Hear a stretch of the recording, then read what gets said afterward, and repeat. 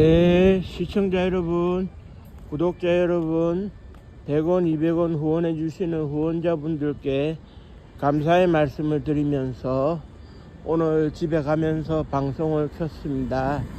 아직 제가 그 수익 창출 구간에는 도달하지 않았는데요. 언제 도달할지는 알 수 없으나 도달할 때까지 열심히 해야죠. 도달하고 난 이후에도 열심히 해야 되고요. 그래, 오늘 방송을 켠 이유는 우리가 이제 그 닭의 목을 비틀어도 새벽에 온다고 이제 얘기를 했는데, 뭐 시간이 지나고 나면은 내일 오전 11시는 올 거고, 그러면은 헌법재판소에서 윤석열 대통령에 대한 그런 운명을 결정하게 될 겁니다. 헌법재판소를 잠깐 우리가 소개해드리면, 그 1988년도 취임한 노태우 대통령의 공약으로 설치가 됐는데, 쉽게 말씀드려서 대법원에서 이제 그 법리적인 판단, 그러니까 고등법원에서의 그 법리 적용이 제대로 되었느냐 되지 않았느냐, 이거를 따지는 데 있어 가지고 상당히 뭐랄까요, 그 재판을 받는 당사자가 불리하다, 이런 분위기가 형성되어 있던 시절에 이제 그런 불리함을 없애주기 위해서 하나의 상급 기관을 만들었어요. 그래서 헌법이 옳고 그른지 법 적용이 옳고 그른지를 재단해 볼 수 있는, 그래서 이제 종로구 개동에 그 사옥을 만들었는데, 그게 제가 알기로 대법원장이 3명을 추천하고, 국회에서 3명을 추천하고, 대통령이 3명을 추천해서 9인의 헌법재판관으로 구성이 되고요. 그 중에 한 사람은 헌법재판소 소장이 되는데, 지금 현재 구성에서는 헌법재판소 소장이 퇴임을 해서 문영배 그 헌법재판소 재판관이 재판장 그 헌법재판소 소장의 직무대행을 하고 있죠. 직무대행하고 있고, 후속으로 마은혁 재판관이 국회 추천이 됐는데 그 임명이 지금 안 되고 있어요. 그 통치권자인 권한대행의 미임명으로 지금 공석인 상태고, 그래서 8명이 이제 그 재판관으로서 구성이 되어 있는데, 항상 이 헌법재판소의 의결 종족수는 6명이거든요.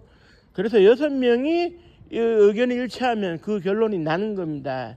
그래서 내일 8명의 재판관이 평결을 거치고 평의를 해서 결론을 도출해내고, 지금쯤이면 그 판결문 작성은 이미 끝났다고 봐야 되겠죠. 그리고 문영배 그 소장 직무대행이 연습을 하고 있을 겁니다. 1년 연습을 하고 있을 텐데요.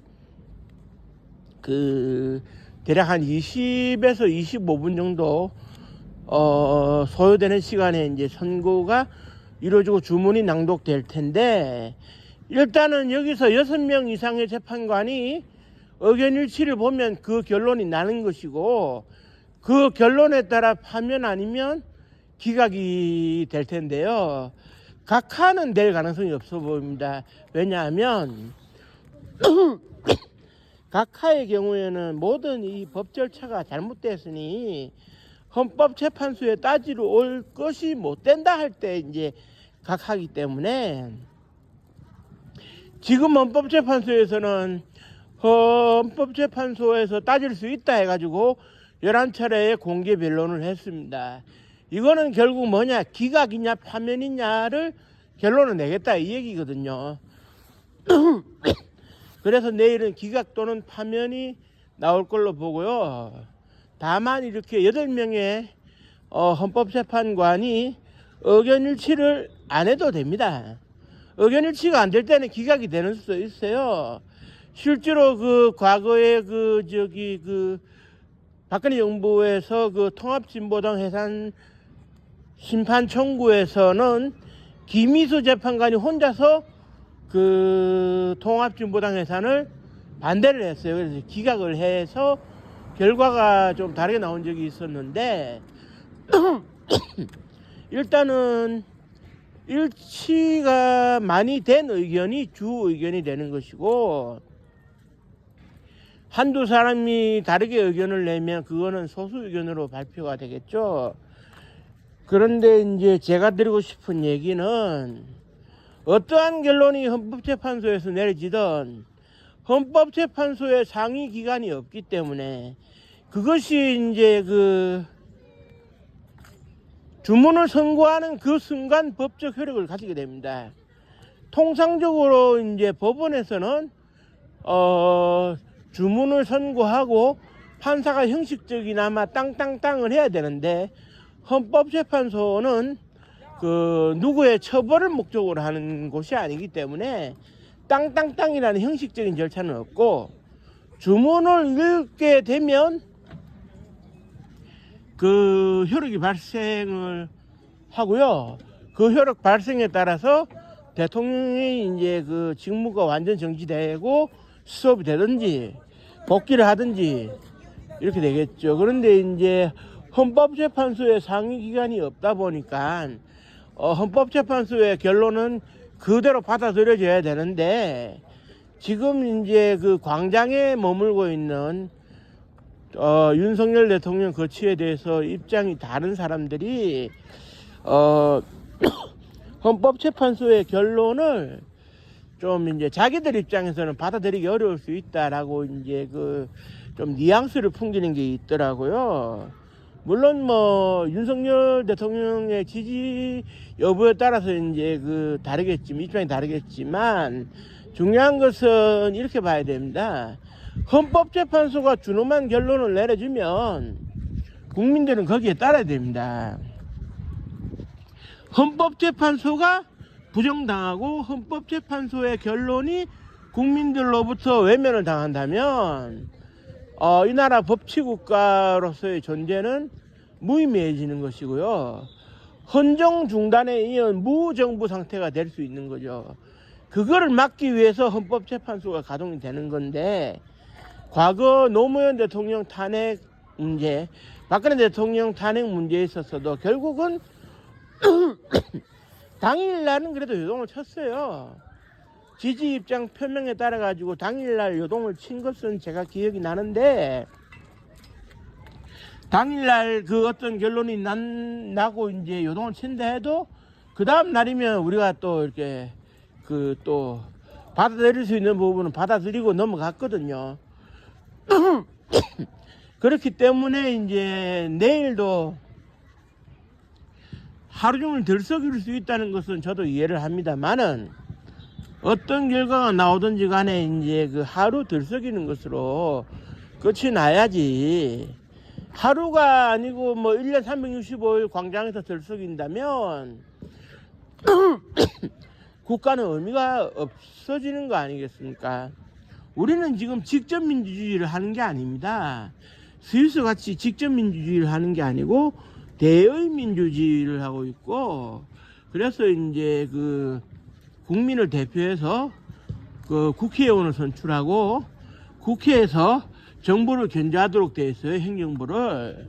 그리고 대통령은 국민만 바라보고 이제 가도록 되어 있는데,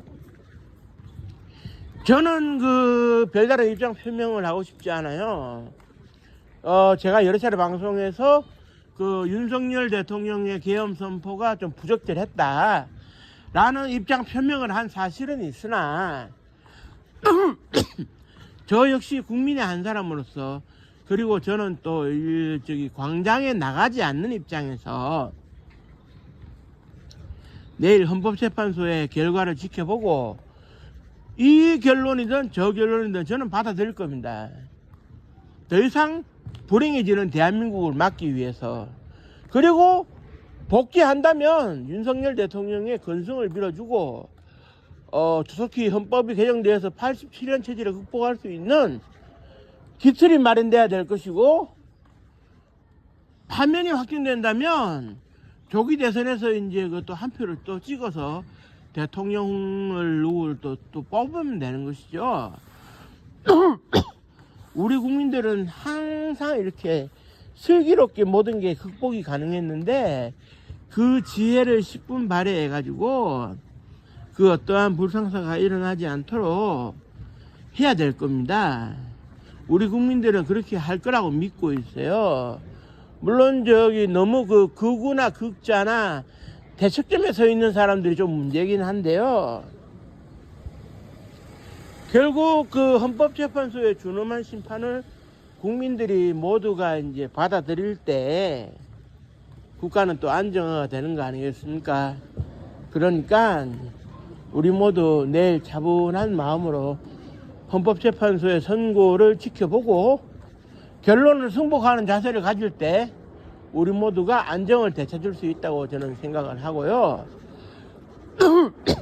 보다 이제 그 대한민국이 다시 발전할 수 있고 다시 역동적으로 뛸 수 있는 다이나믹하게 뛸 수 있는 다이나믹 코리아를 만들기 위해서라도 모두가 승복하는 자세가 필요하다고 생각됩니다. 그리고 내일 결과로 인해서 그 어떠한 불상사가 발생하거나 극단적인 사망자가 발생하지 않기를 바라고요.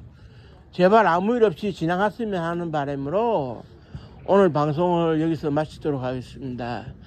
내일 선고 이후에 그 결론을 보고 제가 입장 표명을 할 일이 있으면 방송을 통해서 입장 표명을 하도록 하겠습니다. 감사합니다.